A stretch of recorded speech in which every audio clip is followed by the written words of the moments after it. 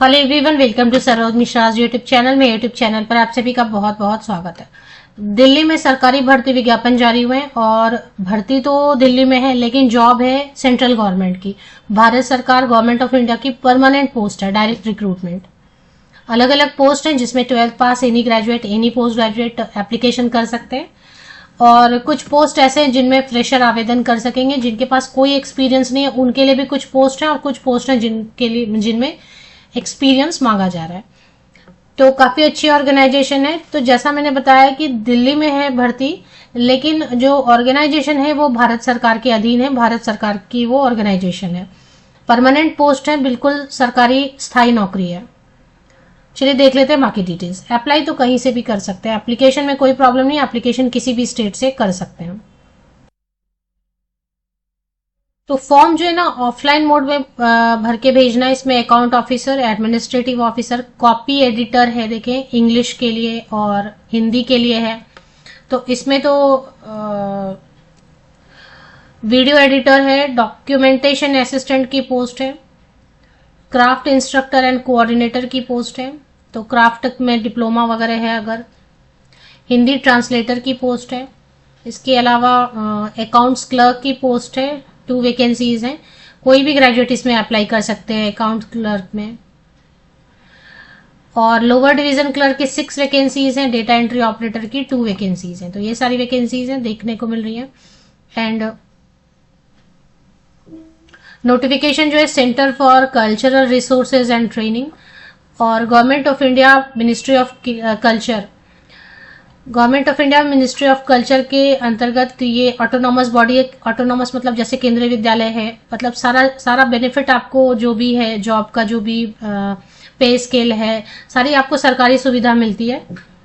Autonomous है लेकिन government of India के अधीन है। Centre for culture resources and training organisation का नाम है।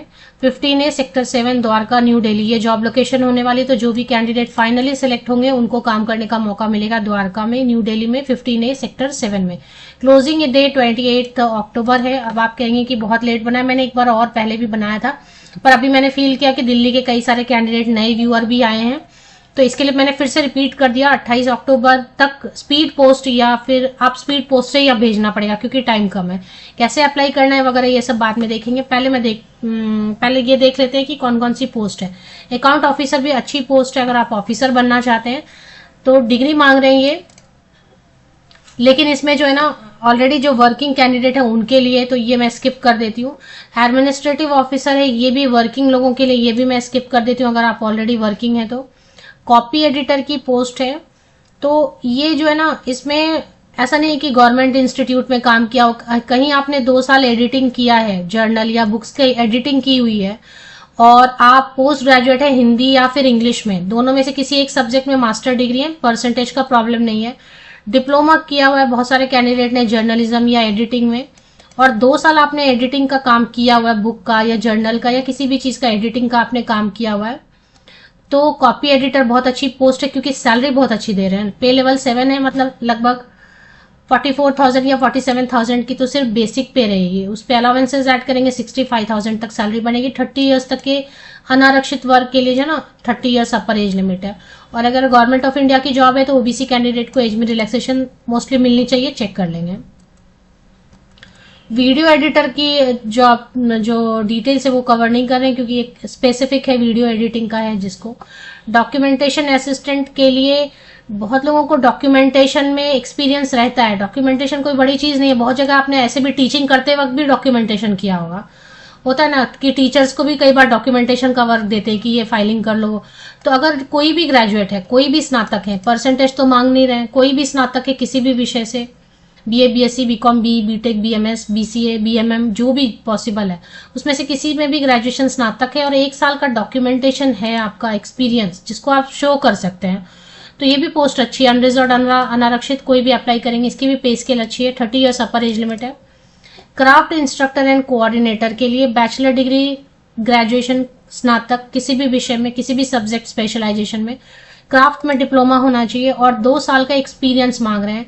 टीचिंग किया अगर क्राफ्ट का या कुछ भी आपने 2 साल का एक्सपीरियंस है। हिंदी ट्रांसलेटर में कई सारे जो है ना ऑप्शंस देते हैं, ये देख लेना, एनी पोस्ट ग्रेजुएट भी अप्लाई कर सकते हैं, लेकिन फिर इसमें क्या है ना, डिप्लोमा या सर्टिफिकेट कोर्स होना चाहिए, translation Hindi to English and vice versa, और 2 साल का एक्सपीरियंस चाहिए। तो ट्रांसलेशन का अगर कोर्स किया हुआ है, एनी मास्टर भी कर सकते हैं अप्लाई, लेकिन अगर ट्रांसलेशन का काम किया हिंदी टू इंग्लिश या इंग्लिश टू हिंदी 2 साल, या फिर सर्टिफिकेशन किया तो अप्लाई कर सकते हैं। अकाउंट क्लर्क 2 ही वैकेंसीज है, अनरिजर्व के लिए, अनारक्षित के लिए 2 सीट्स है, पे लेवल 4 है, तो सैलरी ठीक है 21 या 23,000 का लगभग पे स्केल मिलेगा, तो वैसे 46-47,000 तक। 30 साल तक के अनारक्षित वर्ग के कैंडिडेट अप्लाई कर सकते हैं, और ये इसमें अनारक्षित में ही सीट है तो रिजर्वेशन का बेनिफिट, एज रिलैक्सेशन कुछ मिलेगा नहीं, कोई भी ग्रेजुएट अप्लाई कर सकते हैं। ये अकाउंट क्लर्क में जैसे अभी लगता है ना कि कॉमर्स ग्रेजुएट नहीं मांग रहे हैं, कोई भी ग्रेजुएट।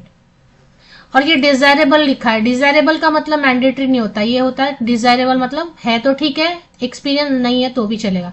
तो ये वाली जो पोस्ट है ना, हालांकि अकाउंट लिखा है तो मुझे लगा बीकॉम मांगेंगे, लेकिन इसमें एनी ग्रेजुएट अप्लाई कर सकते हैं।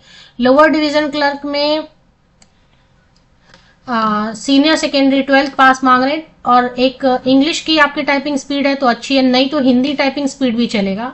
हिंदी या इंग्लिश टाइपिंग स्पीड है आपकी कंप्यूटर पे, जो यहाँ पे बता रहे 35 वर्ड पर मिनट या जो भी बता रहे, इतनी स्पीड है। सर्टिफिकेट नहीं मांग रहे हैं, कोई सर्टिफिकेट नहीं मांग रहे। 12th आपने आर्ट्स से, साइंस से, कॉमर्स से, junior college, inter, senior secondary, higher secondary, जो भी बोले। परसेंटेज का भी प्रॉब्लम नहीं है, कोई एक्स्ट्रा सर्टिफिकेट नहीं मांग रहे, सिर्फ आप टाइपिंग ऐसे भी सीख सकते हैं, अप्लाई करने के बाद भी सीख सकते हैं, तो अप्लाई कर सकते हैं। डेटा एंट्री ऑपरेटर 2 पोस्ट है, इसमें एक अनारक्षित अनरिजर्व ओपन कैटेगरी और एक ओबीसी के लिए। इसमें भी कोई भी 12th आर्ट्स, साइंस, कॉमर्स से, जूनियर कॉलेज, इंटर, 12th जो भी बोले, और टाइपिंग स्पीड मांग रहे हैं। तो ये इतनी सारी वैकेंसीज आई हुई हैं। लास्ट डेट इन्होंने क्या लिख के रखा हुआ है, अप्लाई कैसे करना है, ये सब चेक करेंगे।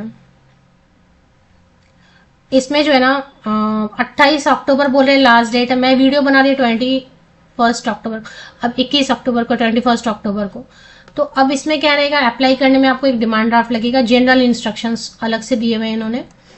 तो एप्लीकेशन फॉर्म है दिया हुआ, वेबसाइट पे चेक करेंगे, वो डाउनलोड करना है। जितने आपके जितने आपके पासिंग सर्टिफिकेट, मार्कशीट है 10th ऑनवर्ड्स, जितने भी 10वीं से लेके अभी तक के जितने भी मार्कशीट है, पासिंग सर्टिफिकेट है, उन सब की आप फोटोकॉपी लेंगे, उस पर सिग्नेचर करेंगे, और एक एनवेलप पे लिखेंगे कि ये एड्रेस है, और उसको भेज देंगे पोस्ट, स्पीड पोस्ट या registered post, government post office से। एडवर्टीजमेंट एम्प्लॉयमेंट न्यूज में भी आई है, मुझे लग रहा है कि 2-4 दिन लेट भी होगा तो चलेगा शायद, पर टाइम पे ही पहुंच जाए तो अच्छा है। स्पीड पोस्ट से ही भेजें, क्योंकि अब टाइम नहीं है, तो स्पीड पोस्ट से भेजें, गवर्नमेंट पोस्ट ऑफिस जाएं, इंडियन पोस्टल सर्विस, और वहां पे जाके स्पीड पोस्ट कर दें इस एड्रेस पे। लेकिन उसके लिए डिमांड ड्राफ्ट भी लगानी है, और इसमें जरूरी नहीं है कि एग्जाम होगा, इसमें हो सकता है ये सिर्फ इंटरव्यू लें, या हो सकता है कि इंटरव्यू भी ना लें, जिसमें टाइपिंग वगैरह सिर्फ टाइपिंग टेस्ट लेके छोड़ दें, मतलब फाइनली सेलेक्ट कर लें। तो जरूरी नहीं है कि रिटर्न होगा, क्योंकि इन्होंने स्लैश डाला हुआ है, और जरूरी नहीं है कि इंटरव्यू भी होगा, इन्होंने स्लैश डाला हुआ है। तो हो सकता है मोस्टली स्किल ये टेस्ट करना चाहेंगे, तो एक स्किल टेस्ट लेंगे और डॉक्यूमेंट वेरिफिकेशन, और ज्वाइनिंग हो जाएगी। एग्जाम का इन्होंने कोई सिलेबस इसलिए नहीं दिया क्योंकि एग्जाम लेने के मोस्टली ये मूड में नहीं है, क्योंकि उतना एग्जाम सेंटर बनाओ, ये बनाओ, वो बनाओ, उनको इतना झमेला करना नहीं है। Application fee general, OBC and EWS category के लिए 500 रुपीज है, SC ST PW के लिए 250 रुपीज है। अगर आप कैटेगरी में अप्लाई करेंगे तो फिर आपको कास्ट सर्टिफिकेट जो प्रॉपर होता है गवर्नमेंट ऑफ इंडिया का, इसलिए उसके लिए जो कास्ट सर्टिफिकेट लगेगा कहीं से भी, क्योंकि ये तो गवर्नमेंट ऑफ इंडिया की जॉब है ना, तो कहीं के भी SC ST है चलेगा, कहीं के भी ओबीसी है चलेगा, लेकिन फिर कास्ट सर्टिफिकेट आपको प्रॉपर लगेगा गवर्नमेंट ऑफ इंडिया वाला, तो आपको ये फी में कंसेशन मिल जाएगी। ये डिमांड ड्राफ्ट बनवाना in favour of general grant in aid account CCRT payable at New Delhi. यहाँ देख रहे हैं इन्होंने लिखा है must submit a valid caste certificate to avail fee concession, नहीं तो कंसेशन नहीं मिलेगी। चलिए अभी देख लेते हैं official website. Centre for cultural resources and training autonomous organisation under the ministry of culture government of India, इसकी ऑफिशियल वेबसाइट पर आपको चले आना है, एंड यहीं पर आपको जो है ना मिल जाएगी एडवर्टीज। ये देखो थोड़ा नीचे स्क्रॉल डाउन करेंगे तो इसमें लिखा है mission mode recruitment for group B and group C post in CCRT. ये अच्छी वैकेंसी है, बिना परीक्षा के भी हो सकता है यहाँ पर आपको सिलेक्शन मोस्टली मिल जाएगी। रिटन एग्जाम, और फिर आपको वेबसाइट चेक करते रहना होगा, क्योंकि ये लोग एक बार एडवर्टीजमेंट निकालते हैं, फिर वो कब एडवर्टीजमेंट प्रोसेस करेंगे पता नहीं। तो ये देखिए, ये एप्लीकेशन फॉर्म है जो आपको भरना है, फोटोकॉपीज लगाने हैं, डिमांड ड्राफ्ट लगाना है। क्या डिमांड ड्राफ्ट लगाना है, कितना, ये जनरल इंस्ट्रक्शंस पढ़ें। एडवर्टीजमेंट एक हिंदी या इंग्लिश वाली पूरी पढ़ लें और एक ये डिटेल्ड एडवर्टीजमेंट पढ़ लें। ये सब पढ़ने के बाद आप अप्लाई करना चाहते हैं अगर, तो एप्लीकेशन करें। ऑफिशियल वेबसाइट की लिंक के लिए मेरे इसी यूट्यूब वीडियो के डिस्क्रिप्शन बॉक्स को नीचे तक स्क्रॉल डाउन करके चेक कर लें। एग्जाम जरूरी नहीं है कि कंडक्ट होंगे, बहुत रेयर केस पे ही एग्जाम लेंगे, क्योंकि उनको भी बहुत सेंटर बनाना ये सब नहीं चाहिए। मोस्टली स्किल टेस्ट होगा और एक डॉक्यूमेंट वेरिफिकेशन, ज्यादा से ज्यादा हो गया तो एक इंटरव्यू हो गया।